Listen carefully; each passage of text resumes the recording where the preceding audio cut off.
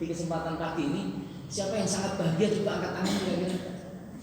Ada yang angkat tangan, alhamdulillah. Ada yang angkat tangan, alhamdulillah. Ada yang mulai banyak. Pertanyaan berikutnya, siapa yang tidak bahagia? Ini nggak ada yang berani mengatakan tidak bahagia. Karena tadi pertanyaannya cukup sensitif ya. Ketika kamu tidak bahagia, kok ya kan nulung aku, kok malah nyukur kayak gitu. Atau nanti diparani sama ketua rombongan, ini cuma masalahmu ngerampung loh. Tetapi betul, saya bisa menyaksikan siapa yang bahagia karena Anda angkat tangan. Tetapi percayalah, kebanyakan di antara jenengan itu tidak jelas. Bahasa Jawa apa cetok? Bukan cetok, kok ditekoi bahagia angkat tangan. Ditekoi tidak bahagia juga tidak. Nah, posisi jenengan itu kayak apa kira-kira? Ini agak jelas. Sama ketika saya membaca status itu. Loh, ketika orang bertanya tentang bahagia itu ukurannya apa kira-kira? Dan itu pernah kami lakukan kajian.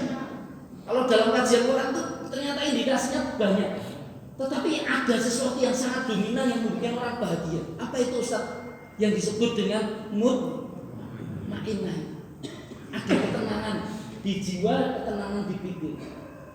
Ketenangan kita memaknai dalam bahasa Indonesia. Pernah dengar istilah yang lain dalam bahasa Quran tentang ketenangan? Apa Ustaz? Sakinah. Pernah dengar sakinah? Sakinah artinya apa? Ustaz kok ganti kok ya? Apa ya? Ketenangan juga. Bedone sakinah hale mutmainnah apa?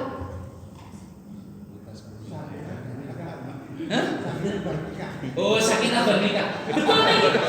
Betul. Karena memang ada ayatnya Ar-Rum ayat 21, wa min ayatihi an khalaqalakum min anfusikum azwaja. Kamu itu oleh Allah diciptakan berpasangan. Maka begitu menikah, Allah menyampaikan dalam bentuk fi'il mudhari' litaskunu. Harusnya kemudian kamu hanya bahagia dan akan terus senantiasa berbahagia dalam senang. Orang kalau dunake sama wa sakinah mawaddah rahmah, boleh enggak bahagia dunia akhirat kira-kira? Kok bisa boleh? Karena sakinah itu di situ. Ada kebahagiaan di situ. Tapi pertanyaannya Bapak, itu bertahan berapa lama sakinah itu?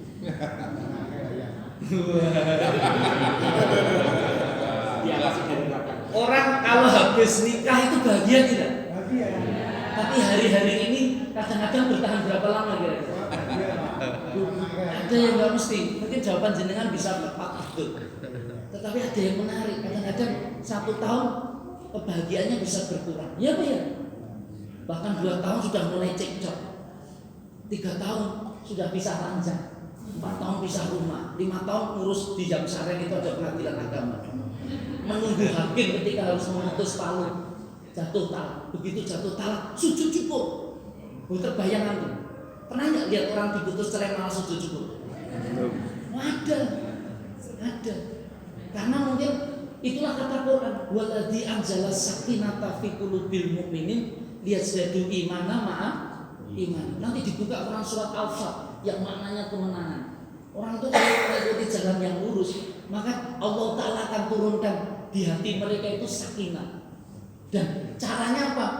Ketika muncul sakinah itu liyazdadu imana ma'a imani, itu ditingkatkan iman atas iman yang sudah ada. Jadi kenapa orang menikah itu bahagia?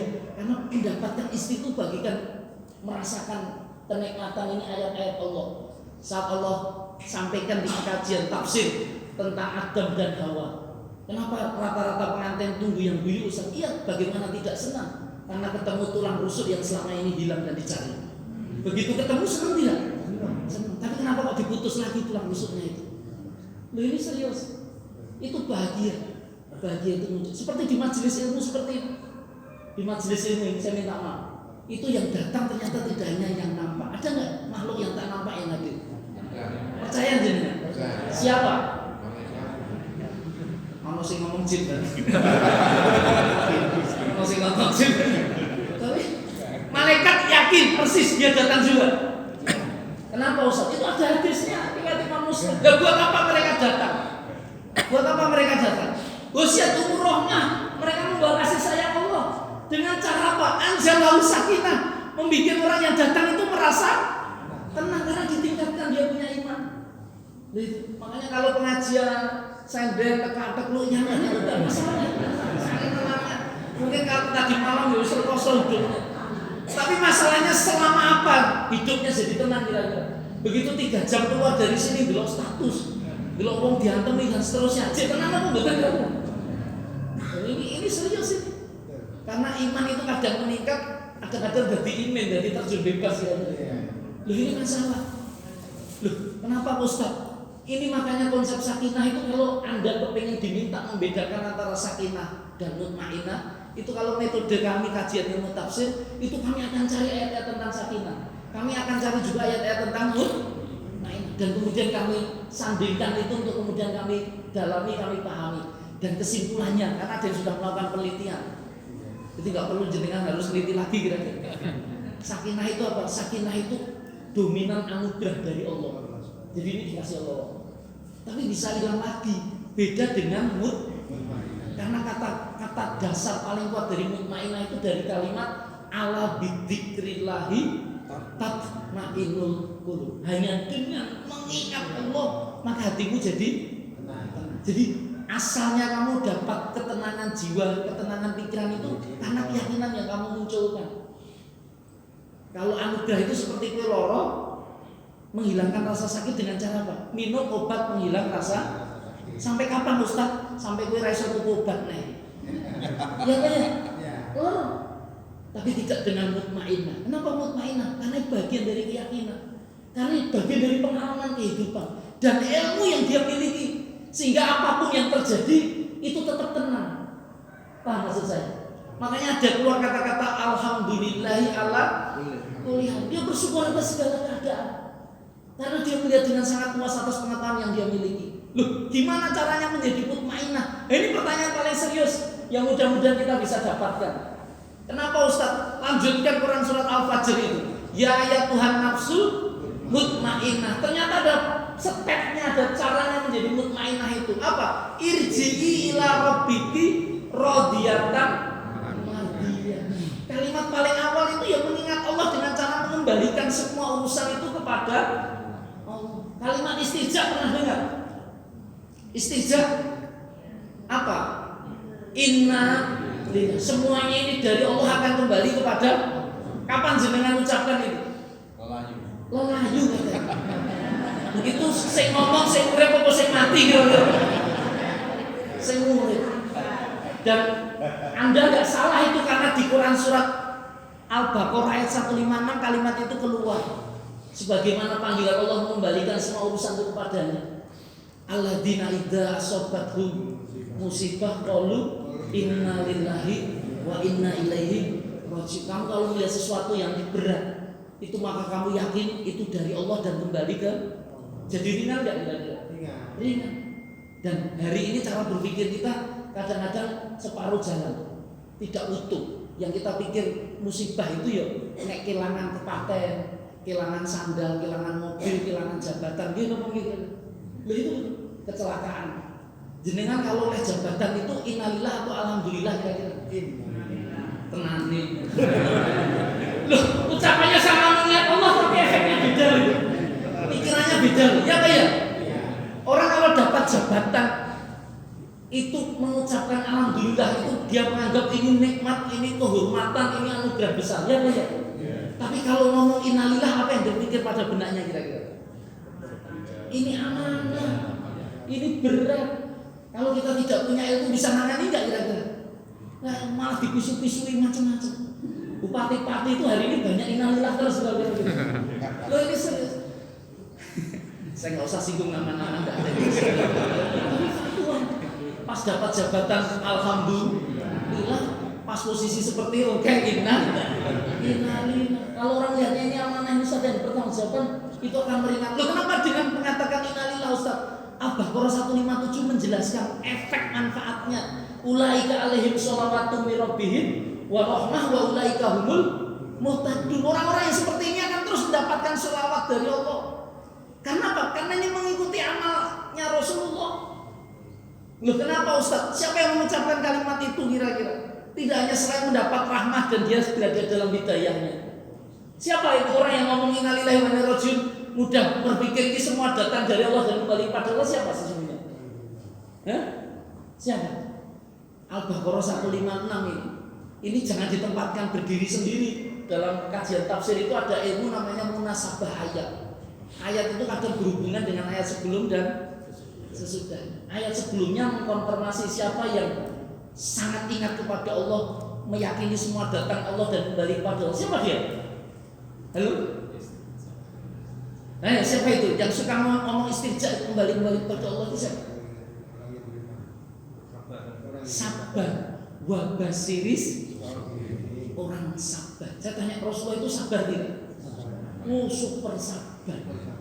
Amalan ini yang banyak yang hilang. Saya mohon maaf, saya tanya, lawannya sabar niku nopo? Ojo ngomong tidak sabar nih. Apa lawannya sabar nopo? Kemerungsung. Saya sepakat betul dengan perkataan Bunda. Kenapa Ustaz sepakat betul? Rasulullah itu pernah menegur orang yang sholat. Itu diminta mengulang itu sampai 3 kali. Orang ini nggak paham salahku apa kira-kira. Maka dia mendatangi Rasulullah bertanya, apa kata Rasulullah? Sholatmu itu tidak tumak. Tahu maknanya tumak ninah? Halo, sholat itu kudu tumak ninah membuatan. Madhab Imam Syafi'i rukun loh nih.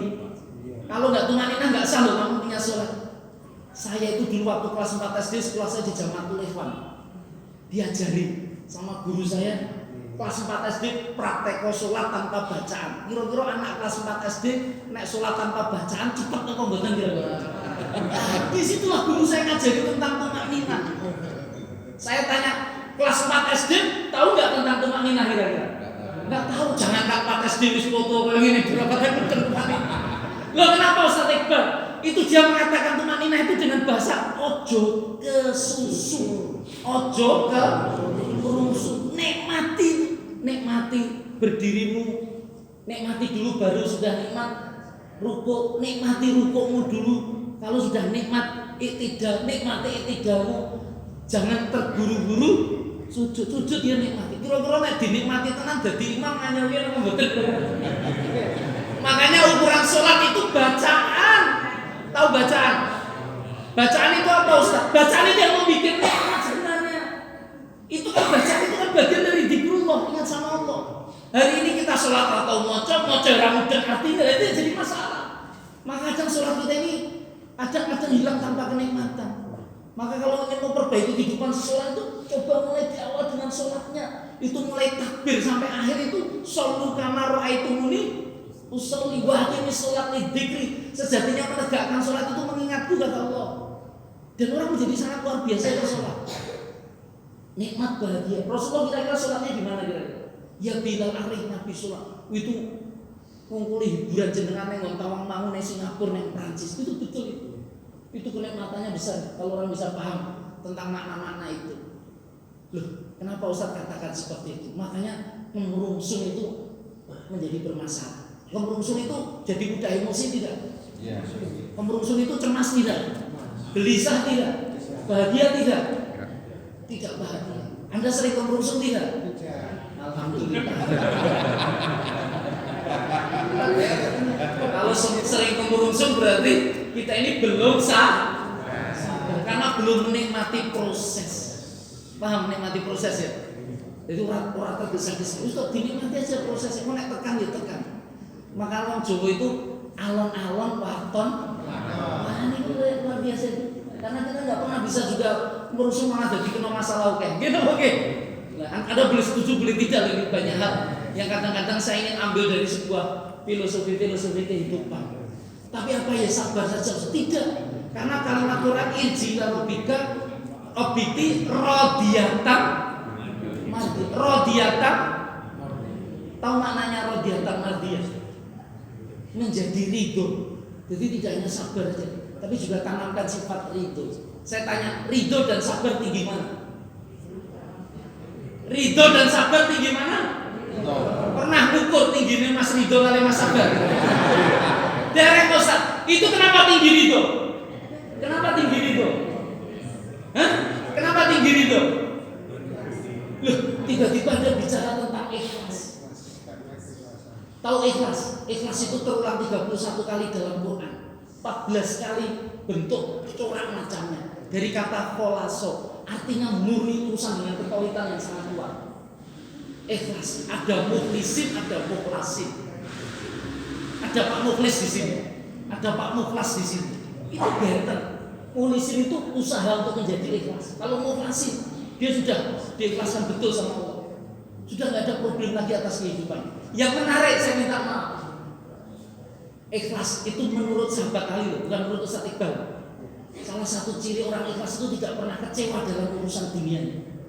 Anda sering kecewa tidak? Berarti masih kurang ikhlas kalau masih sering kecewa. Saya tanya, orang kalau sudah ikhlas masih ada masalah nggak dalam hidupnya kira-kira? Anda bisa mengatakan tidak. Saya meyakini orang hidup di dunia itu mesti oke, Mas.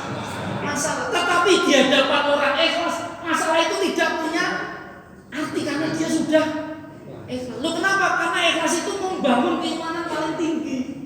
Rukun iman ada berapa? Nah, itu mau tahu, jadi iman paling berat itu iman kepada siapa kira-kira? Hah? Ya, tiba-tiba Mas Ayat langsung bicara. Paling berat itu Ustaz. Pondok dan kodam, rukun iman ke-6 itu. Innama amruhu idza arada syai'an ayyakulalahu. Itu ada aroda, ada kehendak Allah. Ada amruhu, ada perintah Allah. Dan kun fayakun. Jadi maka jadi. Itu kalau Allah sudah berkehendak pasti jadi kan kira-kira. Pertanyaan saya, kehendak jenengan kalau kehendak Allah padha napa benten kira-kira. Nah, ini masalahnya nih. Makanya ikuti jalan perintahnya. Jalan perintah. Kalau orang kalau sudah ikuti jalan perintahnya nikmat, nyaman. Ustaz, jenengan itu tadi ngendikan sabar, ikhlas, ridho, pangapunten niku. Niku gampang diucapke napa mboten? Dipraktekke angel apa gampang? Wah, niku masalah terbesar jenengan itu. Loh, dari mana Ustaz Iqbal sampaikan? Itulah kemuliaan Rasulullah yang paling tinggi sebenarnya. Saat Al-Quran ingin membicarakan dan menyebut kedudukan Rasulullah sangat mulia. Di mana Ustaz? Buka Quran surat Al-Isra ayat pertama. Apa Ustaz? Subhanalladzi asra bi abdihi laila minal masjidil haram ilal masjidil aqsa alladzi barakna haulahu linuriyahu min ayatina innahu huwas samiul basir. Ada sebutan Allah terhadap Rasulullah di situ. Menyebut dengan apa tadi? Abdihi. Apa maknanya abdihi? Apa maknanya abdihi? Pernah dengar Quran surat Al-Fajr itu ketika ingin menyerukan agar kamu irji'ila rabbiki radiyatan mardiyah. Fathuli fi ibadi. Kamu masuk menjadi hambaku. Ibadi itu hambaku. Abdillah, Abdullah. Saya tanya, jadi kan sudah jadi hambanya Allah belum? Tenane. Abdullah atau Abdul Fulus kira-kira? Abdul Mal atau Abdullah kira-kira? Loh, ini serius. Abdul dunia atau Abdullah? Naudzubillah. Itu yang menjadikan hidup Anda tidak bahagia. Ini serius. Ini serius.